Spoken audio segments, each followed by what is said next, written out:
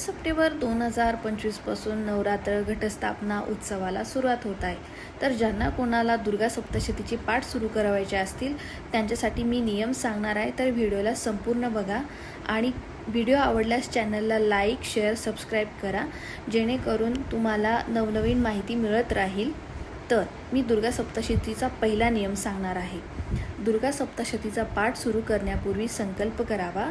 नियम नंबर 2, नवरात्राच्या पहिल्या दिवशी दुर्गा सप्तशतीचा पाठ सुरू करावा.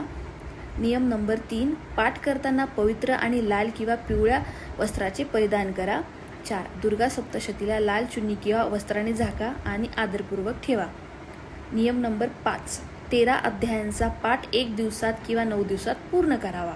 नियम नंबर 6, पाठ करताना मध्ये मध्ये उठू नका आणि बोलूही नका. नियम नंबर 7, ब्रह्मचर्य आणि पवित्रतेचे विशेष पालन करावे. नियम नंबर 8, कोणत्याही प्रकारे त्वरित न करता शब्दांचे स्पष्ट उच्चारण करा आणि लयबद्ध वाचन करा. नियम नंबर 9, दुर्गा सप्तशती पाठाच्या आधी आदिशक्तीचे ध्यान करा. नियम नंबर 10, पाठ संपल्यानंतर माता राणीसमोर क्षमा मागावी व पाठ अर्पण करावा. नियम नंबर 11, पाठ करताना मांस, मदिरा, लसूण, कांदा यांचा उपयोग करणे टाळावे.